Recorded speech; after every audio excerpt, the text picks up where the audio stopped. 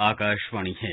कोविड-19 विशेष कार्यक्रम के अंतर्गत प्रस्तुत है कोरोना वायरस संक्रमण की वर्तमान स्थिति पर चर्चा। इसे प्रस्तुत कर रहे हैं आकाशवाणी संवाददाता सिद्धार्थ सिंह। कार्यक्रम में आमंत्रित स्वास्थ्य विशेषज्ञ हैं टीकाकरण पर राष्ट्रीय तकनीकी सलाहकार समूह के अध्यक्ष डॉक्टर N.K. अरोड़ा। नमस्कार श्रोताओं, स्वागत है आपका कोरोना जागरूकता श्रृंखला के एक और एपिसोड में, जिसमें हम बात करते हैं कोरोना और उसकी वैक्सीन के साथ ही आपके स्वास्थ्य से जुड़े विषयों पर। इस समय हमारे देश में कोविड के मामलों में कमी जरूर आ रही है, लेकिन खतरा भी टला नहीं है। देश में पिछले 24 घंटे में 1400 कोविड रोगियों की पुष्टि हुई है, इसलिए हमें बहुत ही सतर्क और जागरूक रहना है। भारत में चल रहे विश्व के सबसे बड़े कोविड टीकाकरण अभियान के अंतर्गत 183 करोड़ 20 लाख से अधिक वैक्सीन लगाई जा चुकी है, जो कि अपने आप में एक रिकॉर्ड है। कल 29,90,000 से अधिक लोगों का वैक्सीनेशन किया गया। श्रोताओं, कोरोना को लेकर आपके तमाम सवालों का जवाब देने के लिए हमारे आज की कोरोना जागरूकता श्रृंखला के इस विशेष एपिसोड में हमारे साथ हैं चेयरमैन कोविड-19 working group of the national technical advisory group on immunisation, doctor N.K. Arora. Doctor Arora, नमस्कार, कार्यक्रम में आपका स्वागत है। बहुत बहुत धन्यवाद। श्रोताओं, आप भी कोरोना से संबंधित सवाल डॉक्टर अरोड़ा से हमारे स्टूडियो के नंबर 011234216764 पर सवाल पूछ सकते हैं। अगर आप सोशल मीडिया का इस्तेमाल करते हैं तो आप हमारे ट्विटर हैंडल @AIR न्यूज पर #AskAIR पर अपने सवाल पूछ सकते हैं।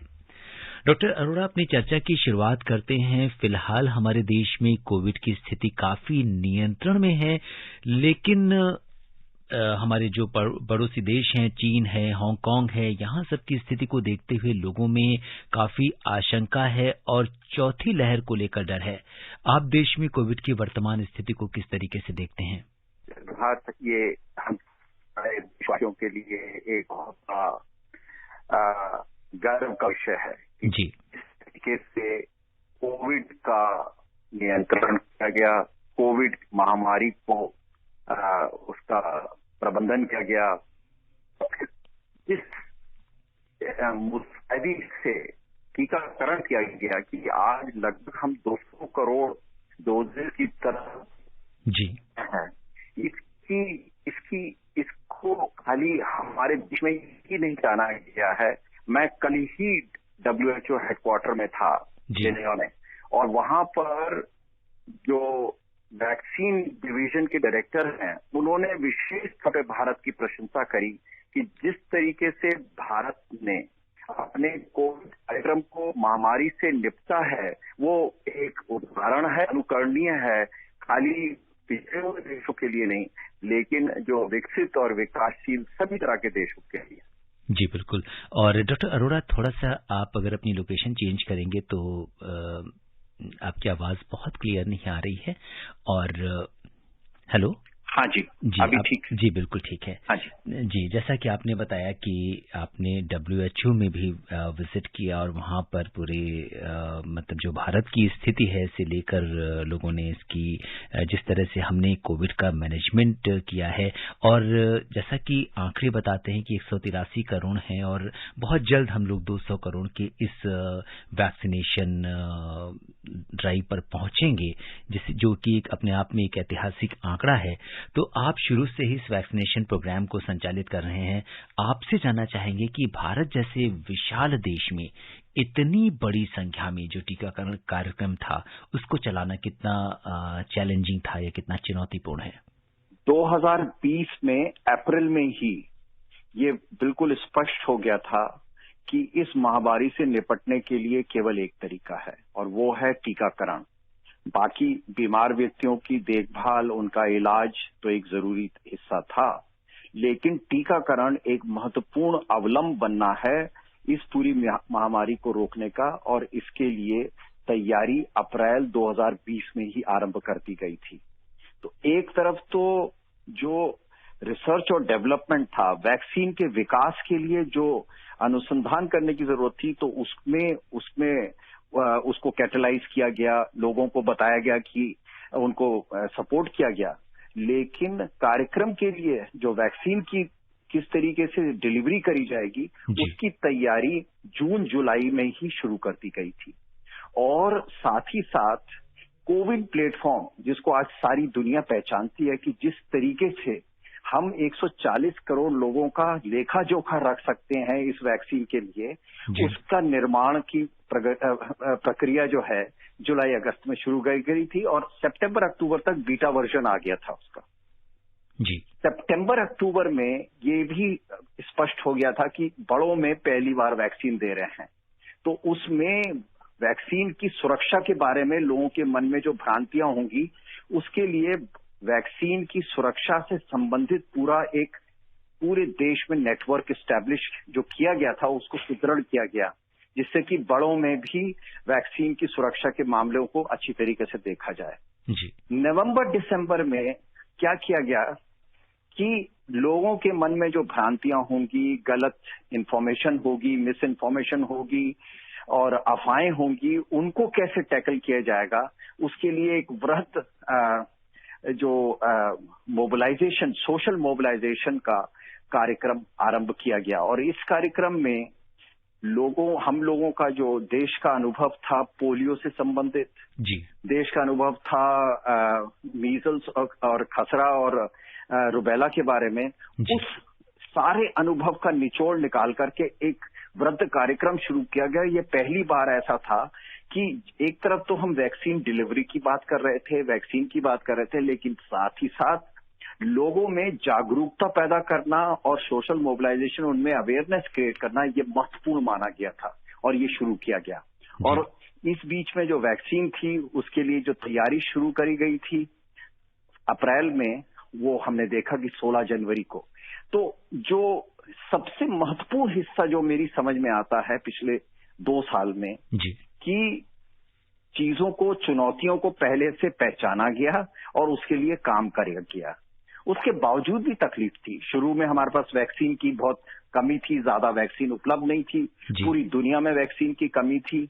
उसके बावजूद एक प्राथमिकता सेट करी गई कि पहले जो है जो फ्रंटलाइन वर्कर्स हैं, चिकित्सा कर्मी हैं, उनको दिया जाएगा। उसके बाद 60 साल से ऊपर वाले थे, फिर उसके बाद 45 साल और फिर उसके बाद 18 साल वाला। तो एक प्राथमिकता सेट करी गई और उसी हिसाब से जैसे जैसे वैक्सीन की उपलब्धता बढ़ती गई, जो टीकाकरण का दायरा था उसको बढ़ाता चले गए। जी। और शुरू में लोगों के मन में बहुत संशय था।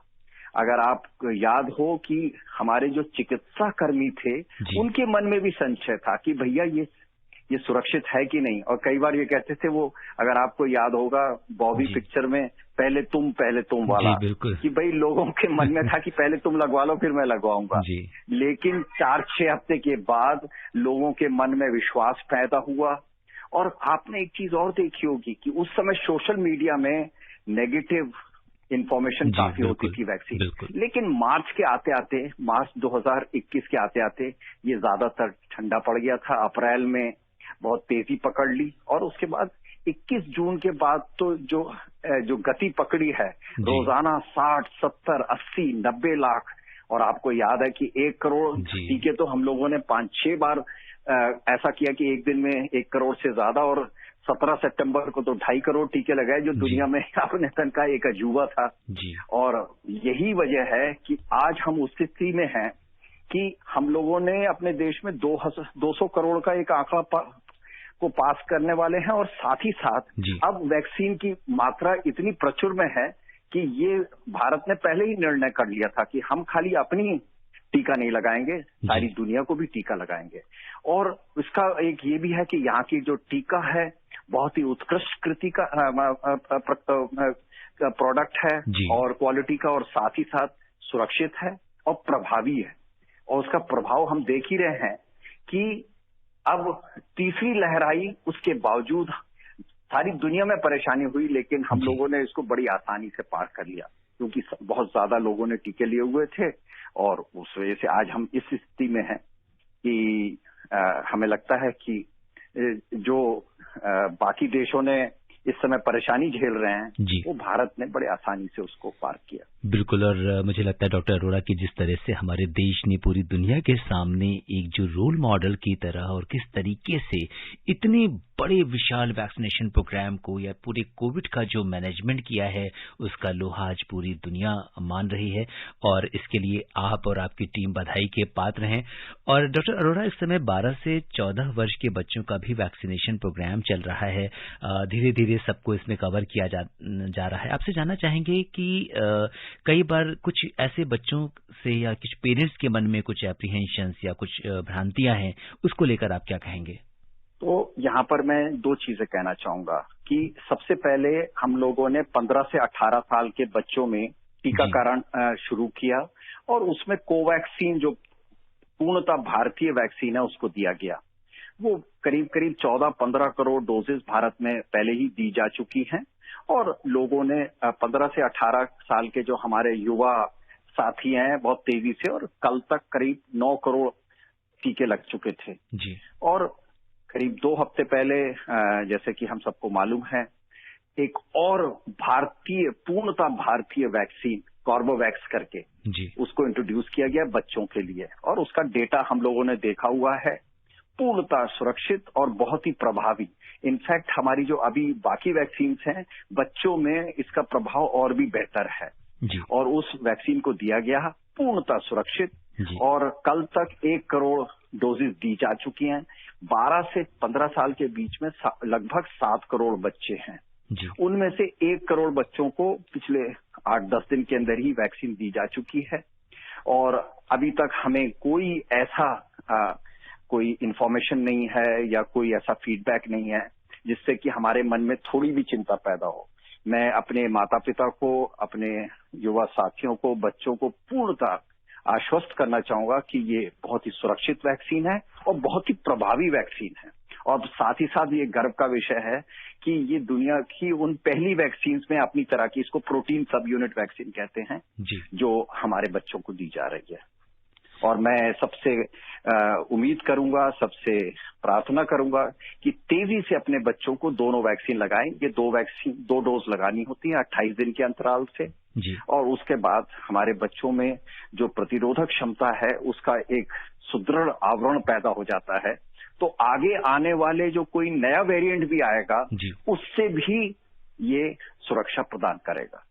बिल्कुल। और डॉक्टर अरोड़ा, जो 12 साल से कम उम्र के बच्चे हैं, इनके लिए सरकार का क्या प्रोग्राम है वैक्सीनेशन का? कब तक उम्मीद है कि छोटे बच्चों के लिए भी वैक्सीन आ सकती है? इस बारे में जो वैज्ञानिक जो शोध है वो चल रहे हैं कि 5 से 12 साल और 2 से 5 साल, अब ये 2 उम्र के बच्चे रह गए हैं और लगभग इस उम्र में करीब 14-15 करोड़ बच्चे और होंगे और इन लोगों के लिए जो वैज्ञानिक शोध चल रहा है वो जैसे ही उनके आंकड़े मिलते हैं इस विषय में निर्णय लिया जाएगा।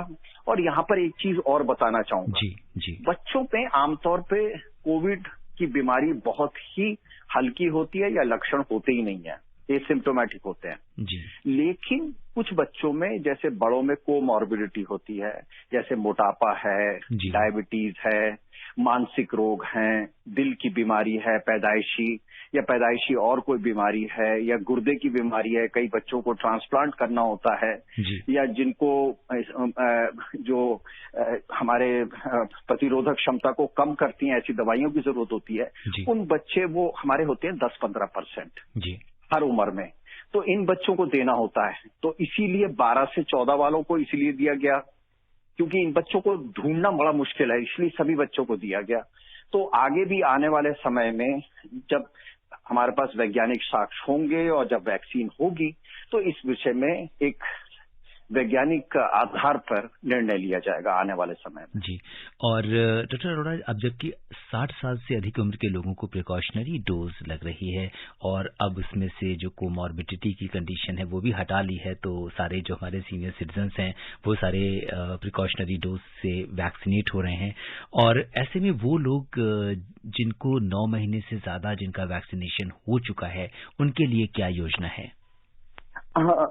हमारे यहाँ एक बड़ी यूनिक सी स्थिति है।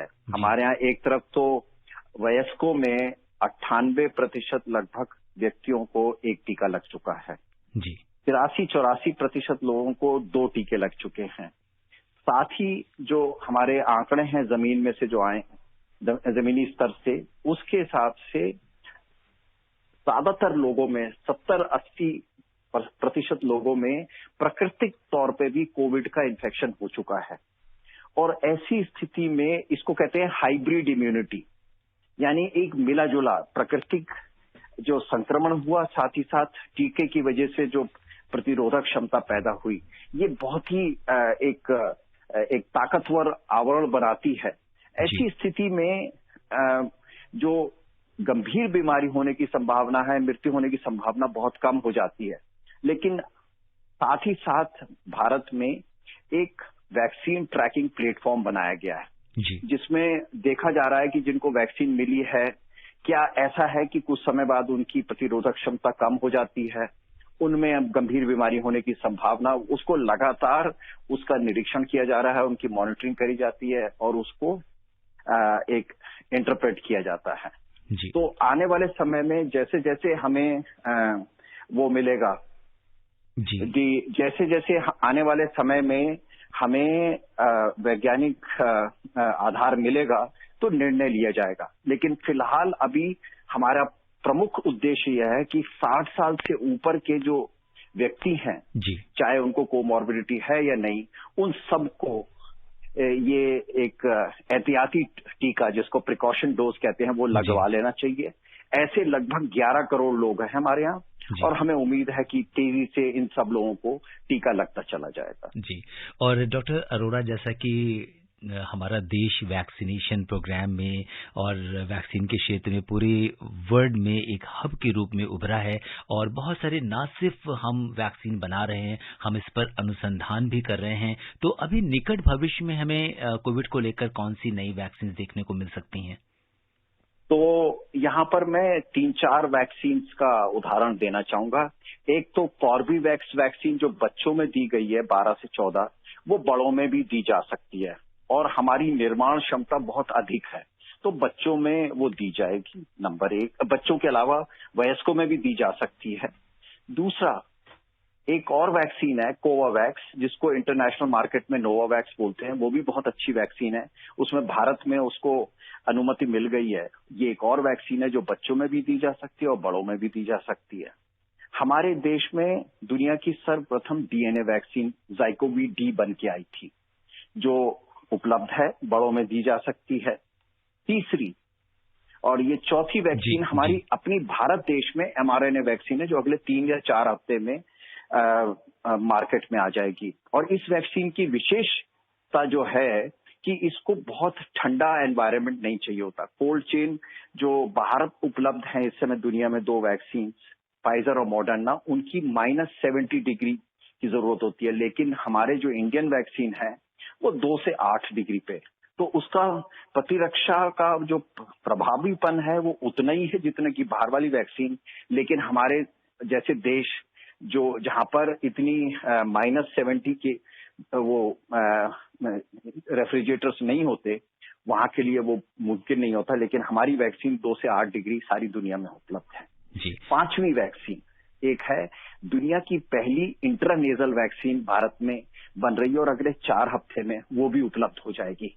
तो हमारे पास पूरा एक मीनू है वैक्सीन्स का, 6-7-8 वैक्सीन्स का, और जो हम अपनी तो जरूरत पूरी करेंगे ही करेंगे, वो हमारे लिए सर्वोच्च प्राथमिकता है। लेकिन साथ ही साथ हम बाकी दुनिया में भी वो वैक्सीन देंगे। अब एक उदाहरण है कि जो कार्बोवैक्स वैक्सीन है जो बच्चों को दी जा रही है, उसकी एक डोज 142 या 150 रुपए के बीच में है, यानी $2 की। इतनी सस्ती वैक्सीन दुनिया में कोई वैक्सीन नहीं है। यानी कि जो हमारे मित्र देश हैं, वैक्सीन मैत्री के अंतर्गत उनको वैक्सीन दिया जा सकता है। बाकी जो अफ्रीका के देश हैं, तो इन वैक्सीन मैन्युफैक्चरर्स को कहा गया है कि आप अपनी वैक्सीन दुनिया में कहीं भी दे सकते हैं, क्योंकि हमारा जितनी जरूरत है वो पूरी हो रही है। अब हम पूरी दुनिया को उनका टीकाकरण करने के लिए तैयार। जी बिल्कुल, ये बहुत बड़ी बात होती है कि खुद के लिए कुछ करना और इसके बाद ना सिर्फ अपने बारे में सोचना, बल्कि जैसा कि हमारा देश हमेशा से पूरे विश्व को अपना एक परिवार समझता है, सबके लिए वैक्सीन उपलब्ध करा रहा है। और डॉक्टर अरोड़ा, आपसे ये भी जानना चाहेंगे कि पहले हमने बात की थी फोर्थ वेव या चौथी लहर की, इसको लेकर सरकार की तैयारियां किस तरीके की हैं? तो ये बहुत ही महत्वपूर्ण सवाल है। कल मेरे से ये किसी ने सवाल पूछा कि चौथी लहर जो है कब आएगी। तो चौथी लहर के बारे में इस समय कोई भी भविष्यवाणी करना मुमकिन नहीं है, क्योंकि कोई भी नई लहर जो है एक नए वेरिएंट से, एक नए बदमाश वायरस से आगे चलती है, नए वेरिएंट से। जैसे पहले हमारा डेल्टा आया, फिर उसके बाद ओमिक्रॉन आया, तो अब अगली वेव के लिए कोई नया वेरिएंट चाहिए। सौभाग्य से दुनिया में भी और हमारे यहाँ भी ऐसा कोई वेरिएंट इस समय नहीं है, और हमें उसके लिए, लेकिन हम इसमें लापरवाही नहीं बरत सकते। क्यों? हमें ये अच्छी तरीके से मालूम है कि सावधानी हटी और दुर्घटना घटी। तो इसके लिए जीनोमिक सर्वेलेंस बहुत बड़े स्तर पे किया जा रहा है सारे देश में। 52 लेबोरेटरीज हैं और वहां पर महीने में 30 से 50 हजार सैंपल्स की जांच होती है, उनकी सर्वेलेंस होती है कि कोई वेरिएंट तो नहीं आ रहा। और अगले हफ्तों से हम लोग जो सुएज है, गटर के पानी है, उसको भी करेंगे, क्योंकि जब केसेस कम हो जाते हैं तो मरीज नहीं मिलेगा, तो हम उसकी जगह सुएज में, गटर के पानी में करने लगते हैं। क्योंकि पोलियो में ये बहुत ही महत्वपूर्ण इसने रोल अदा किया था। तो यहाँ पर भी हम इस तरीके से अब करना शुरू कर रहे हैं। तो कुल मिलाकर के जो तैयारी है, एक तो जीनोमिक सर्वेलेंस की, साथ ही साथ स्वास्थ्य के सेवाएं हैं उनको बहुत सुदृढ़ किया गया है। चाहे वो ऑक्सीजन की जरूरत है, चाहे वो एक्स्ट्रा बेड क्रिएट करने की जरूरत है, बच्चों के लिए और महिलाओं के लिए आईसीयू बनाने की है, ये सब बहुत तेजी से किया जा रहा है और इसमें कोई ढिलाई का कोई सवाल ही नहीं पैदा होता। इसके अलावा जो मरीज हैं, जो कोविड के जो गंभीर बीमारी होते हैं, उनके लिए जो दवाइयां हैं, उनका हमारे पास बहुत अच्छा स्टॉक पाइल है कि पहले की तरह कोई कमी ना आए, बिल्कुल भी। उसके लिए हम पूर्णतः तैयार हैं और इस तरह की मॉनिटरिंग करी जा रही है कि आज की डेट में हमारे पास फला दवाई के कितनी डोजेज उपलब्ध हैं, ये भी, इसको भी मॉनिटर किया जाता है।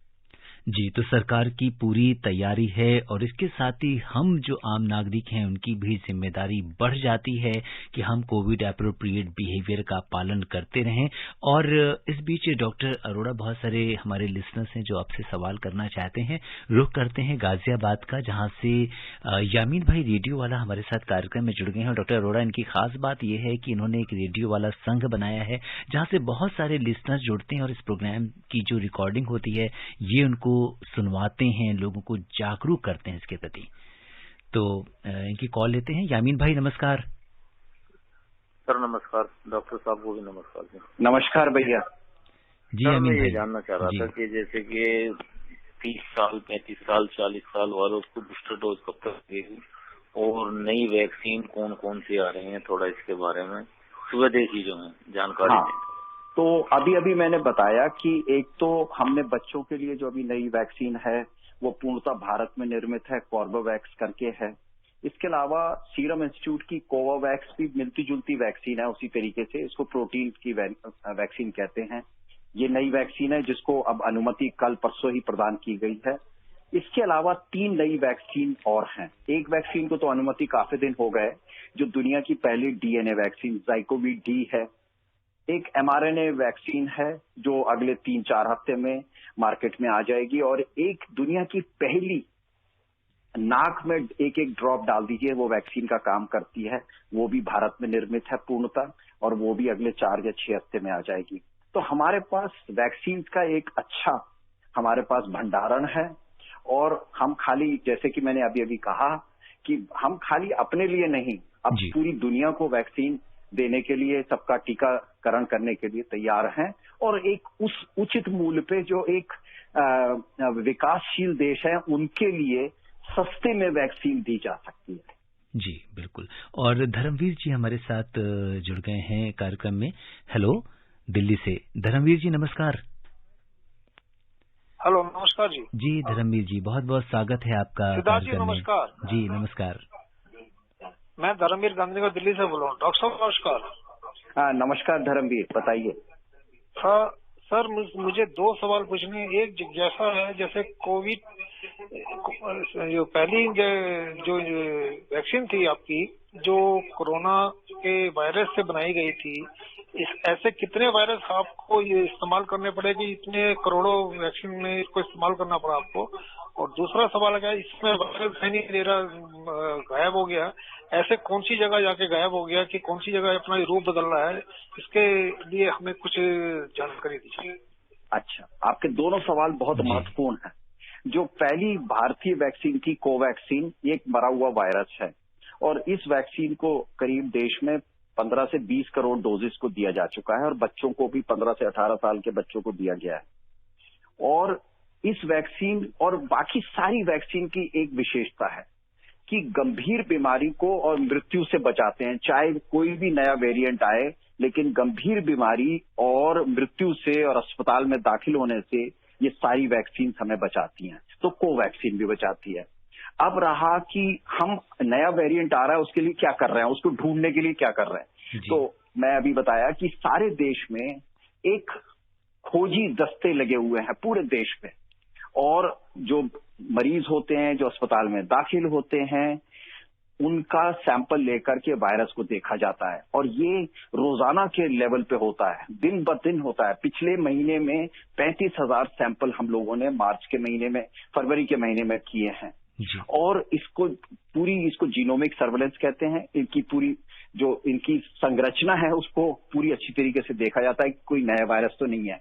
अगले हफ्ते से हम गटर के पानी को भी देखना शुरू करेंगे, क्योंकि कई बार केस जब कम हो जाते हैं तो गटर के पानी में वायरस अगर होगा उसको देखते हैं और उसमें देखते हैं कि संरचना में कोई परिवर्तन तो नहीं हुआ जो हमारे लिए घातक सिद्ध हो सकता है या नई वेव कर सकता है। जी, ये बहुत ही महत्वपूर्ण जानकारी आपने बताई। और जीनोमिक सर्वेलेंस जो है ये बहुत इम्पोर्टेंट है और सरकार पूरी तरह से नजर रखे हुए हर चीजों पर। और डॉक्टर अरोड़ा, अब चलते चलते आप हमारे लिसनर्स के लिए क्या संदेश देना चाहेंगे कि किस तरह से आगे क्या कुछ होने वाला है, उसके लिए वो किस तरीके से तैयारी करें? यहाँ पर मैं केवल एक ही संदेश देना चाहूंगा। इस समय वायरस बहुत कम है। दिन भर में पूरे देश में लगभग 2000 केस होते हैं। तो हमें लगता है कि बीमारी खत्म हो गई। बिल्कुल नहीं। मैंने पहले भी अभी बोला, सावधानी हटी और दुर्घटना घटी। तो कृपा करके सावधानी बनाए रखें। वायरस अभी हमारे चारों तरफ है और इसलिए हम सब लोगों के लिए ये धर्म है कि कोरोना उपयुक्त व्यवहार को बनाए रखें। मास्क लगा के रखें, बार बार हाथ धोएं और तीसरा, भीड़ भाड़ से बच के। जी, और डॉक्टर अरोड़ा, वैक्सीनेशन को लेकर आप क्या कहेंगे? वैक्सीनेशन जिनका जिसकी बारी है, हमारे बच्चों को, हर बच्चे को 2 डोज मिलनी है। और जिस तेजी से, जिस उत्साह से बच्चों को वैक्सीन मिल रही है, मैं चाहूंगा माता पिता उस उत्साह को बनाए रखें और जल्दी से जल्दी बच्चों को वैक्सीन लगाएं। और एहतियातन डोज 60 साल से ऊपर हर एक व्यक्ति को लगना है कि कोई व्यक्ति नहीं छूटना चाहिए। और साथ ही साथ जो हमारे चिकित्सा कर्मी हैं और जो फ्रंटलाइन वर्कर्स हैं, उनको भी वो वैक्सीन मिलनी चाहिए। डॉक्टर अरोड़ा, आप कोविड-19 के इस विशेष कार्यक्रम से जुड़े, आपने हमसे चर्चा की, सरकार की विभिन्न योजनाओं के बारे में बताया, श्रोताओं के प्रश्नों का उत्तर दिया। आपका बहुत बहुत धन्यवाद और आभार। मेरे लिए ये सौभाग्य की बात है। धन्यवाद। श्रोताओं, चलते चलते आपसे यही कहेंगे कि डॉक्टर अरोड़ा ने आपको कोरोना से बचने, आपके स्वास्थ्य को लेकर, कोविड की वैक्सीन को लेकर जो भी सावधानियां बताई हैं, आप उनका पालन कीजिए। आप स्वस्थ और खुशहाल रहें, इसी कामना के साथ मुझे भी दीजिए अनुमति। नमस्कार। कोविड-19 विशेष कार्यक्रम के अंतर्गत अभी आप सुन रहे थे कोरोना वायरस संक्रमण की वर्तमान स्थिति पर चर्चा। इसे प्रस्तुत कर रहे थे आकाशवाणी संवाददाता सिद्धार्थ सिंह। कार्यक्रम में आमंत्रित स्वास्थ्य विशेषज्ञ थे टीकाकरण पर राष्ट्रीय तकनीकी सलाहकार समूह के अध्यक्ष डॉक्टर N.K. अरोड़ा। ये कार्यक्रम आकाशवाणी के समाचार सेवा प्रभाग द्वारा प्रस्तुत किया गया। इसे आप हमारे mobile app news on AIR और YouTube channel news on AIR official पर भी सुन सकते हैं। इस कार्यक्रम के संबंध में अपनी प्रतिक्रिया आप हमें ईमेल कर सकते हैं। पता है airnsdtalks@gmail.com। ये कार्यक्रम फिर से सुनने के लिए लॉग ऑन करें हमारी वेबसाइट newsonair.nic.in।